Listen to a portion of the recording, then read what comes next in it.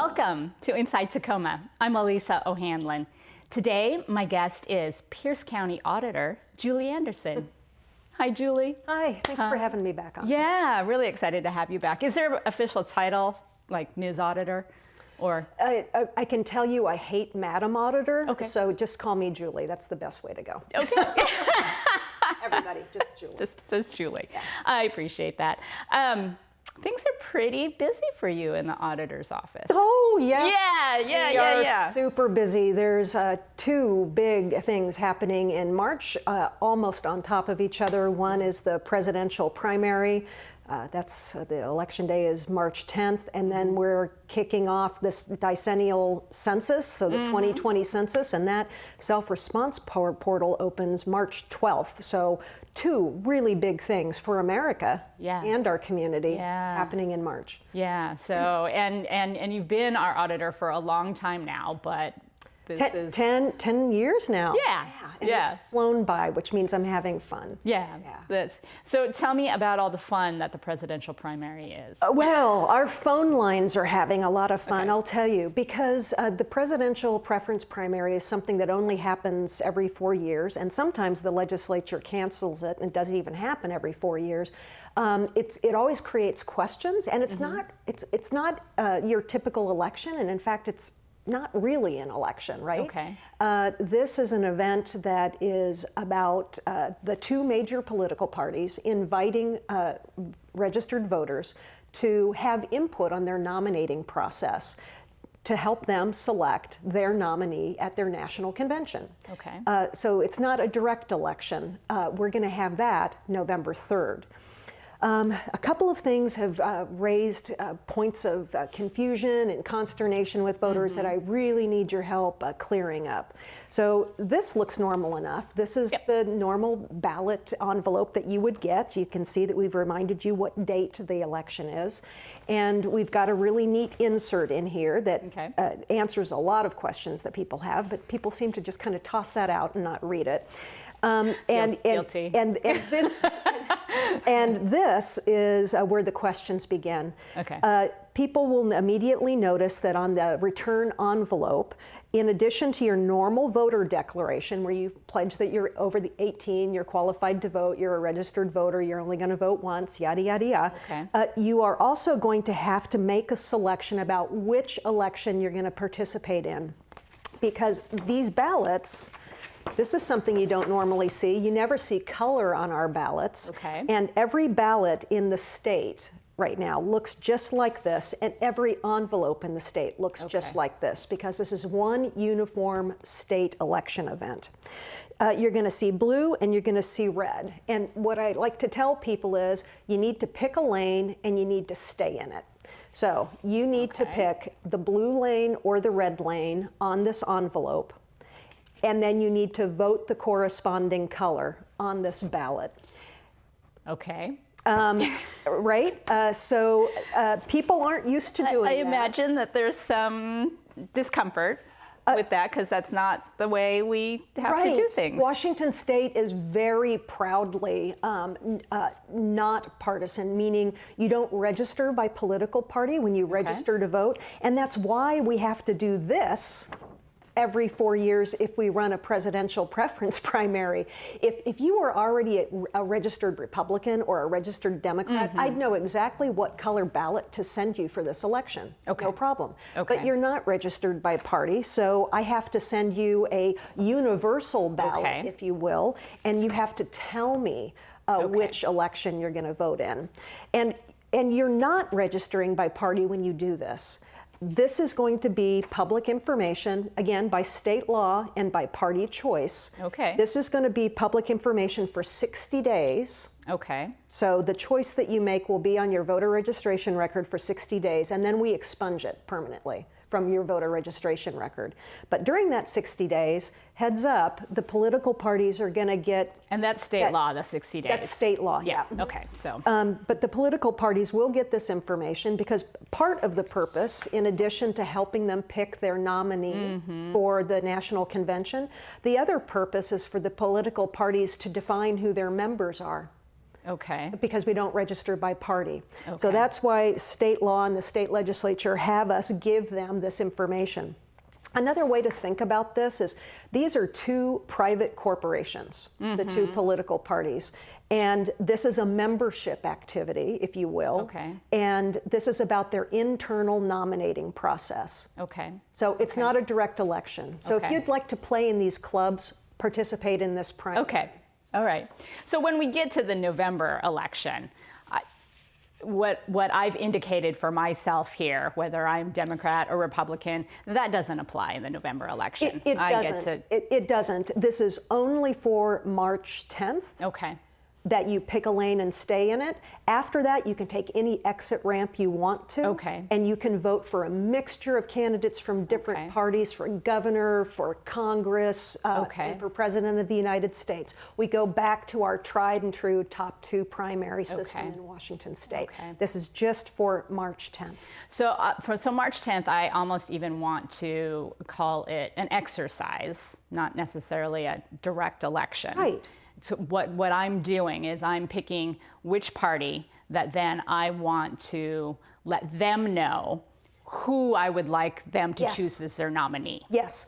You know, another thing that's a little different that we're getting a lot of questions on that is explained in this insert Okay. is, again, these are private companies that get to make their own Okay. membership rules.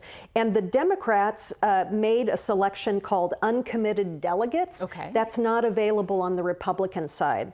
So if you just can't choose between these candidates, or you're not sure who's still going to be in the running by Okay. the time the national convention happens, you can select uncommitted delegates, and that you're telling the party, please send a delegate to the national convention who's going to use their good judgment on the floor, as opposed to if I marked Cory Booker, I'm telling you I want delegates to vote for Cory Booker. Okay. Now, that's another set of questions we're getting is quite a few of these candidates have already suspended their campaigns, but we had to print ballots 45 days ago. Okay. So we're asking everyone if they have questions about who's alive, who's dead, who can I write in, basically nobody, and what does an uncommitted delegate mean, questions about caucuses versus convention. We're asking people to please go to their local parties and ask those questions. Election workers are not the people to ask because these are private clubs and election workers don't have anything to do with them.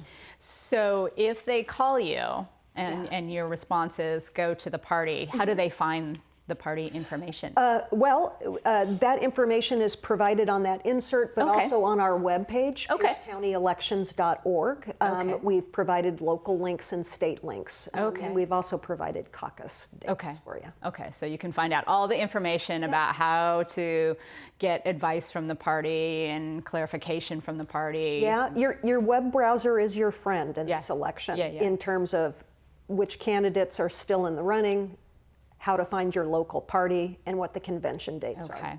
And you mentioned a write-in option. Right. So we had to print these ballots with a write-in line because we weren't sure what the parties were going to do. And in the end, both parties, any write-in has to be a declared qualified write-in that's qualified by the parties. No write-in candidates qualified for either party. Oh, okay. We know now. So Okay. if you write somebody's name in, Then I'm not actually. you're kind of throwing your giving vote away. any- So don't use the write-in Okay. because there are no qualified candidates Okay. that would earn that vote. Yeah. Okay. But again, this is an opportunity for me to give direction to whichever party I choose to be a part of at this time. Yes. Right? For the Yes. next 60 days, I'm choosing to be a part of this party. And it's giving me the opportunity to tell that party, this is who I want you to put forward as your nominee Yes. for the presidential Well said. election. Okay. Hey, another question that we're getting, just this will be, I think, the last thing that we need to cover is people have a lot of consternation about selecting the election they want to vote in and then putting this in the mail or in a Yeah. drop box. They're really worried about people seeing this. Yeah. There's no other way that this could be done and keep your actual vote private. So if you think about it, when you sign here, your voter declaration, we check every single signature to verify the identity of the voter. Okay. So we have to be able to check the identity of the voter. And then state law for this election only says that we also need to indicate on your voter record which election you're voting in. Oh. So we have to have these two things together. Okay. And we have to do this before we open the ballot. Because when we open the ballot, then it's it's anonymous. You're going to have your secrecy Yep. envelope, Yep. right? And we put that away Yep. and divorce it from the ballot, and so that we can't tell which voter voted for which one of these 13 candidates.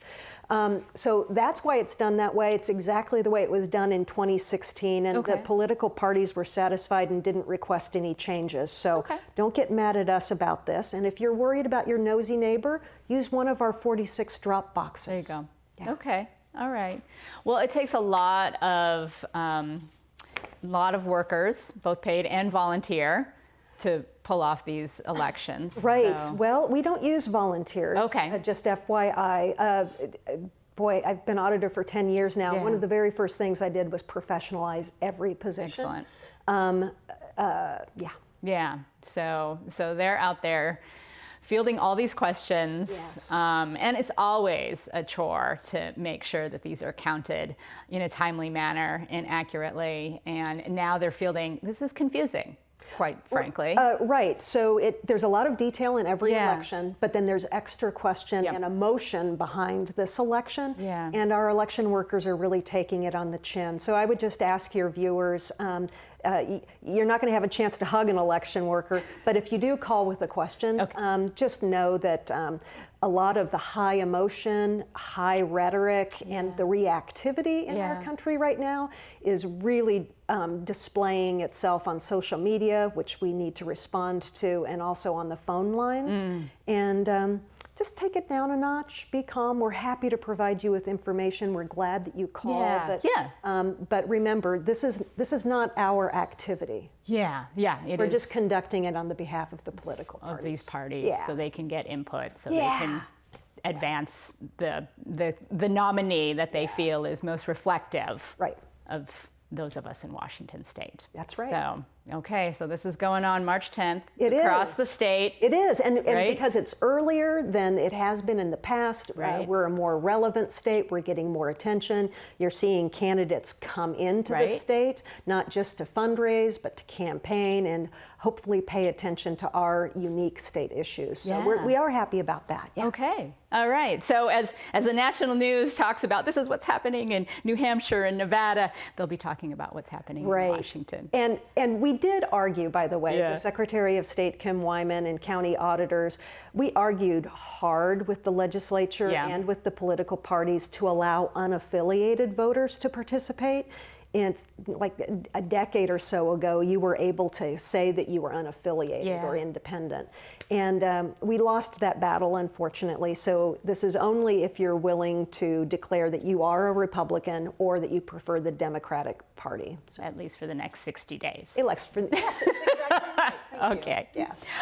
Let's talk about the other big thing on your plate. 2 days later, after the March 10th primary, Ooh, it's actually happening right now. it's happening right now, is the census. And this only happens every 10 years. Yes, every 10 years. Yeah. So the Greater Tacoma Community Foundation, which I hope everybody knows about in our community, has partnered up with local government and my office to make sure that we have a complete count in Pierce County.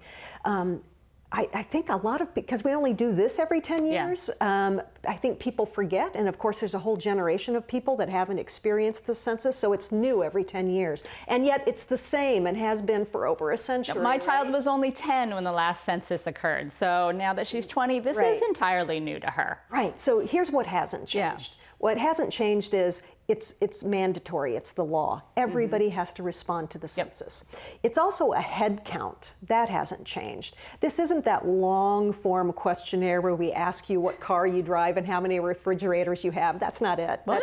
No, that's a long form oh. census, and that's a survey. This is a head count, Okay. literally. Okay. And it's only 10 questions, and it's pretty much been that way since the beginning of time.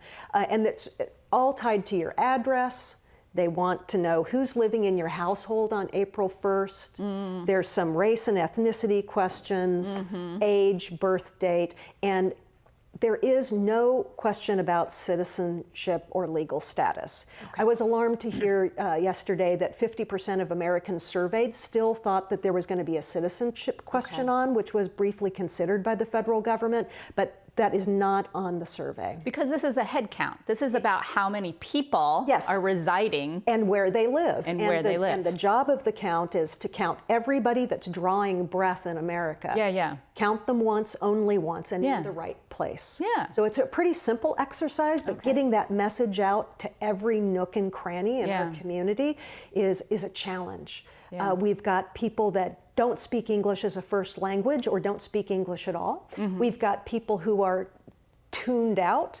We've got people that are transitory, they're moving a lot, or they may even be experiencing homelessness. And all of those people, regardless of their language, their internet access, where they receive mail, how many times they're moving, how old they are, they all have to get counted. Here's news. What has changed in the last 10 years is that the Census Bureau is banking, literally, that 60% of the people who get counted will self-respond online. That is brand new. Pretty huge. How do they figure 60%? That seems ambitious to me.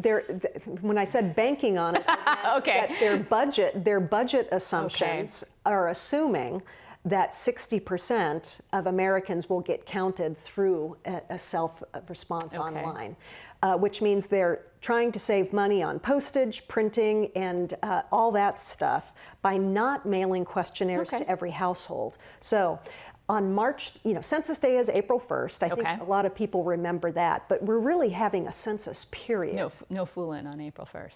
Yeah, what a ridiculous date. I know, Whatever. Just kidding, we didn't want to count you. No. April 1st is Census Day, and you should consider that like a deadline, like an election day. But like an election, we are going to have a census period. So March 12th, you're going to start receiving mail from the census. That's an invitation to self-respond online. And you're going to go to 2020census.gov, and there'll be a button where you can start your count for your household. It's 10 questions, 10 minutes, but it has 10 years worth of impact in terms of federal funding and how it gets block granted and decisions that we make in our community based on census data and population projections. So it's super important. But it's going to be convenient because you'll have from March 12th through April 1st to respond online. What else do you need to know? Also, for people that don't have internet access, and about 14% of Pierce County residents have sketchy internet, you can respond over the phone and not through an obnoxious press 1, press 2, but actually talking with somebody. And talking with somebody that's available in 13 different languages. That's the other good thing about that online portal. That is also available in 13 languages. So it's really pretty convenient, pretty accessible. Pierce County is going to be standing up a complete count assistance center at my office from March 23rd through March 27th for a week. And then every public library in Pierce County, so Tacoma, Puyallup, and rural Pierce County, all of those library branches will also be acting as questionnaire assistance centers as soon as the questionnaire the self-response period opens. So people that are confused or not quite sure how to answer the question, I think it's pretty simple, but they may have questions about, well, my husband and I got divorced, and the kids spend half the time at his house and half the time at my house. Where should the kids get counted? That's a real common question. Questionnaire assistance centers are going to help you answer that question. So a good way to do it is on the phone or online. Now, what if I miss April 1st?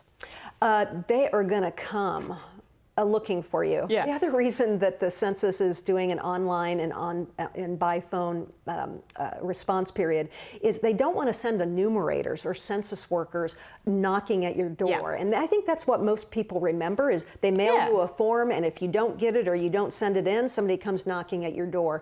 Knocking at your door is the census count of last resort. So if you miss it, they're going to send you a couple of reminders, and then starting starting April 20th, they're actually going to come knocking at your door. So if you enjoy your privacy or don't want your favorite TV show interrupted, or you're a day sleeper, you really need to pay attention and either respond online, respond by phone. They'll eventually mail you a questionnaire right before they send an enumerator to your door, but let's not let it get that far. Yeah. And the paper form is only going to be available in English and Spanish, so it's not the most accessible way to respond to the census. Okay. But again, it's really important because this is how we make decisions. We'll make decisions for the next 10 years, particularly about funding from the federal government. So the census estimates that in Pierce County, 10 years ago, every individual that didn't get counted, from a 4-year-old kid to a senior citizen, just anybody that didn't get counted, Pierce County lost $1,600 per person per year over 10 years in federal block grant funding and federal funding. And federal funding isn't the only reason. I think it's very, very important for all of us to understand what we look like as a community, where we live, our age, our race, and to make the visible, the invisible visible. I think it's really important. Also, commercial businesses make decisions based on the census. If you want a better grocery store, then you need to fill out the census. They look at those populations. If you want improved transit, make sure that you get counted. Transportation does a lot of planning based on the census. So it's important, it's the law, and it's easy to do. Wow. So you all are taking a greater leadership role, the auditor's office, in this. Well, Pierce County is, again, because we know how important it is. In 10 years ago, and the Census Bureau projects, we're at risk to have a 10% undercount in hard-to-reach communities. So that's why we're getting busy. And there's an awful lot in common between elections and the census, which is why our office has gotten a little bit involved. Again, Greater Tacoma Community Foundation is really taking the lead here. They've been granting state funds to like over 40 nonprofit organizations and churches to get the word out. But we're getting involved because, you know, counting everyone just once in the right place, you know, on the right day, sounds an awful lot like an election. And the people who aren't paying attention to the census are probably the same people who aren't paying attention to elections. So it makes a lot of sense, especially with these overlapping elections, for us to carry dual messages out into the field and make sure that everybody who's qualified to vote registers to vote, and make sure that everybody participates in the census. Well, thank you for being our auditor. That's a lot of work to be. It's a lot of fun, and there's a big sense of urgency. So March and April is a really important time for our nation and for the community. So 10 minutes, 10 questions. When that portal opens on March 12th. Just set aside 10 minutes to answer those 10 questions. It makes such a difference for planning for our community for the next 10 years. And tell a friend. And tell a friend. That's what you can do. That's fantastic. You've got a lot on your plate. But are there other changes that are happening in the auditor's office right now? Well, I never miss a chance to tell people that we not just manage elections, but vehicle licensing. Oh my goodness, we could do a whole show on car tabs. We won't do that. Vehicle licensing, business licensing, public document recording, but no longer animal control. That's new. So in the last budget process for Pierce County, I was able to shift animal control program back to the sheriff's office, where I have long felt that it belonged. And the sheriff's office has taken on that program. Citizens won't know the difference. The same animal control officers, same animal laws, same phone number, website. They won't be able to tell a difference. But the supervision of the program is now going to be, I think, where it's better suited with the sheriff's office. The last case under my supervision was breaking up a dog fighting ring, seizing 49 pit bulls, having to serve that warrant with the SWAT team in collaboration with the State Gambling Commission. What those animal control officers do is heavy work, and undoubtedly it's public safety and law enforcement work, and I think you can see why it was better suited to be in the sheriff's office. Okay, that makes a lot of sense. But So from that's a new. but from a citizen, if I have an animal control concern, You're going to call 798 PETS just like you always have, and you're going to use the same website and web address. You're not going to notice a difference, and it's going to be the same great officers responding to calls. Okay, that's good. That's good to know. It is good. One other timely thing right now is the state legislative session. Our legislators are in session, and it's a short session. Tell me about so it's moving really quickly. It will be wrapped up in March. I am hoping we are finally going to get a bill across the finish line that will have the state paying their fair share of elections. Most people do not realize this, but the county general fund budget picks up the tab in even years, which is, it's a lot of money that we have to suck up that could be going to courts, cops, all of health those other departments, things, all the things all of that those other things. the county is responsible for. So, and part of that, it pays for this presidential primary that we're... No, the presidential is different. Okay. But the 2018 general election, it was nearly $1 million of state costs that our general fund had to suck up. So the lawmakers are really paying attention to that. Okay. And we've got a bill in Senate Ways and Means under consideration. Yeah. So I'm really hoping lawmakers can get it across the finish line so that when it comes to elections, regardless of what year it is, we're all going to divvy up the bill fairly and evenly, whether you're a water district, a school district, city of Tacoma, or the state of Washington. I think it's just fair. Okay. All right. Well, thank you. That's a lot of stuff on your plate. 2020 is going to be a big year in the world of auditors. And it's going to be fun too. Yeah, it's going to be a lot of fun. So we hope everyone will participate in the presidential primary and the census. And I want to thank you, Julie, our Pierce County Auditor, for being with us today. Thank you for tuning in to Inside Tacoma. I'm Elisa O'Hanlon. Please come again.